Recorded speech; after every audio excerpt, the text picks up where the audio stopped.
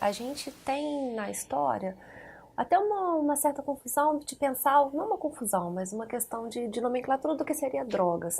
Hoje o que a gente entende muito como drogas ilícitas, né, como a própria planta da maconha, a cocaína, são drogas que foram utilizadas ao longo do tempo com finalidades medicinais. Então a gente tem muito uso de plantas que eram utilizadas, principalmente pela medicina, por exemplo, medicina africana, né, medicina indígena, que eram utilizadas para restabelecimento dos fluidos corporais, e a gente pensa muito na ideia da medicina hipocrática, medicina grega, do restabelecimento da ordem da saúde e da doença pelos fluidos corporais, pelas teorias moral, teoria moral que a gente chama, e essas plantas que hoje são descriminalizadas como entorpecentes ilícitos, elas já tiveram uso na história, muitos deles não vistos dessa forma, mas sim pensados com finalidades principalmente medicinais. E aí quando a gente pensa nas ideias de proibições, essa ideia de proibição do uso de entorpecente, ela é uma ideia muito do século XX, e é uma ideia que bebe muito dos anos 50, dos anos 60, com movimentos de contracultura, movimentos hippies, quando você tem uma dicotomia entre o uso de drogas com finalidades libertárias e, ao mesmo tempo, uma questão que vem muito do poder público de se proibir o uso de entorpecentes pela ilegitimidade de uso dessa substância. Eu tenho alguns dados aqui. As primeiras proibições, por exemplo, elas surgiram nos Estados Unidos em 48, antes até dos movimentos de contracultura. E aí, no Brasil, por exemplo, os primeiros registros de proibição legal a entorpecentes, eles são dos anos 60, né? E aí que vem de uma própria resolução da Organização das Nações Unidas, aumentando a proibição desse uso de entorpecentes em diversos países. E aí, em 2005, a gente tem um relatório publicado pela ONU que identificava, e aí justificando a proibição dos entorpecentes, cerca de 340 milhões de usuários de droga em todo o planeta e da movimentação do recurso que vinha disso, com cerca de 1,5 trilhão de dólares de movimentação do mercado de entorpecentes no mundo todo. Então essas proibições, elas acompanham muito também um discurso médico, que é um discurso que vem pelo uso de promoção da saúde, né, e não somente de prevenção da doença, que vem com o movimento da medicina sanitária dos anos 60, dos anos 70, e nesse sentido, essa ideia da promoção, ela vinha também da descriminalização de substâncias, no caso as drogas, que poderiam gerar casos de doença ou agravar, né, e você critica o que era muito utilizado até o início do século XX, de algumas plantas, alguns entorpecentes com finalidades medicinais e agora discriminados via legislação. Droga, né, assim, é o que, ou pelo menos né, o que a gente considera como substância, é uma substância psicoativa, ou seja, é uma substância que altera de alguma maneira os neurônios da pessoa. Então, isso é uma definição muito ampla, né, de droga. Ela envolve, sim, drogas lícitas e ilícitas, algumas que a gente usa como remédio, e algumas que as pessoas, né, que a humanidade descobriu que ela promove alguma sensação prazerosa. Né? E que justamente por isso muitas dessas drogas são drogas de abuso. Né? Então, normalmente quando a sociedade fala de droga, ela está pensando justamente dessas substâncias com um potencial de abuso, porque de alguma maneira estimula o indivíduo a buscar mais e até uma busca onde ele tende a perder o controle, ou seja, são aquelas drogas que tendem a promover dependência. Então, exemplos, né, assim, a gente pode ter um cigarro, pode ter né, assim, a cocaína, pode ter, por exemplo, né, os remédios de dormir que a gente usa, todos eles têm essa característica em comum, de alterar o sistema nervoso central de uma forma que a pessoa sente falta quando não está mais fazendo uso, né, e por isso tende a buscar com um comportamento compulsivo, que a gente diria assim. Então, essas são as drogas de abuso, né, ou as drogas que causam dependência.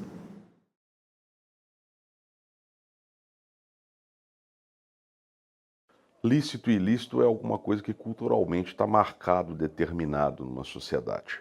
Tá? Você tem consumo de substâncias ou hábitos alimentares ou consumo de bebidas que são considerados lícitos culturalmente, seja por razões de hábito ou seja até por motivos de religião. Há um conflito, ele é inerente à sociedade que nós vivemos, um conflito entre o que é tradicional, habitual, que vem de uma experiência passada acumulada, né, que conforma o comportamento cotidiano das pessoas.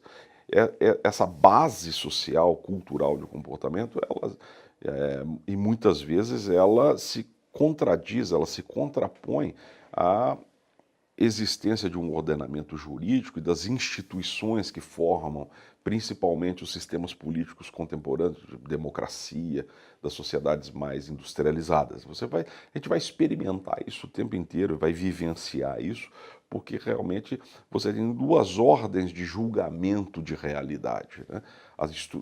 Os personagens, os atores, os partidos políticos que estão na estrutura do Estado, eles leem a realidade das pessoas de uma forma.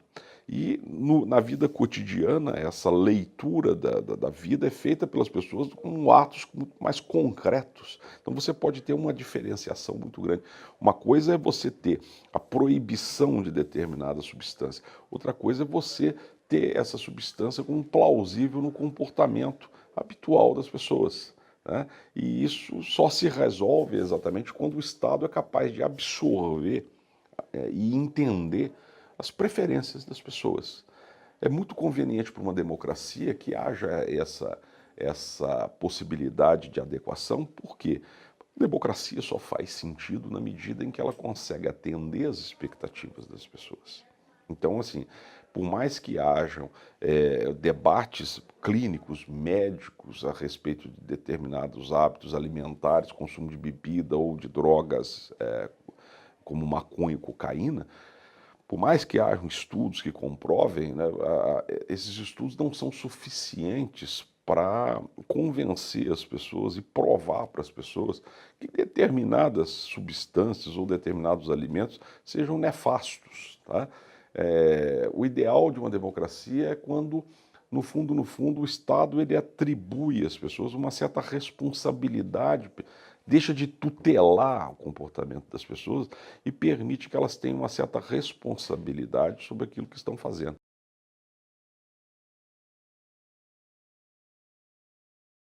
É muito importante a gente considerar que o que é crime e o que não é crime no Brasil, ou que seja droga ou que não seja droga, tem que estar previsto em lei, né? O Brasil, enquanto um Estado democrático de direitos, ele assegura que o cidadão ele só pode ser acusado de ter praticado algum crime se este crime estiver previsto em lei. Então, o grande pressuposto é que, quando a gente fala de drogas, a gente tem que entender que existe uma lei que regulamenta isso. Essa lei, a última lei que nós temos é uma lei de 2006. Ela surgiu juntamente com a Lei Maria da Penha no mesmo ano, sabe, da Lei Maria da Penha.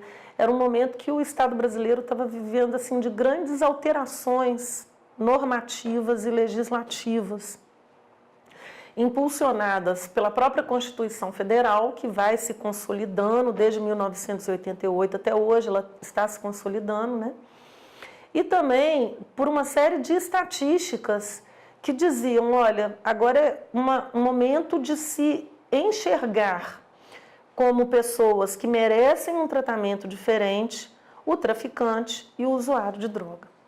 Porque a nossa legislação mais conhecida que versava sobre drogas é uma legislação de 1976 do regime ditatorial. E aquela legislação ela dizia, olha, drogas são aquelas substâncias que estão previstas como tais na legislação ou nos órgãos nacionais que regulam, né, e disciplinam as políticas públicas sobre segurança e saúde. De 76 para cá, várias mudanças aconteceram. A mais significativa, talvez, foi a gente passar a ter na legislação brasileira uma lei que cria os chamados juizados especiais. Então, ela passa a trabalhar com crimes sob uma outra ótica. Existem crimes muito graves que que os indivíduos que o cometem devem ser processados, julgados e severamente punidos, como o crime de estupro, o crime de latrocínio, o crime de homicídio, né? E outros crimes muito graves que afetam a vida, a liberdade, o patrimônio das pessoas, etc. Principalmente aqueles praticados com violência.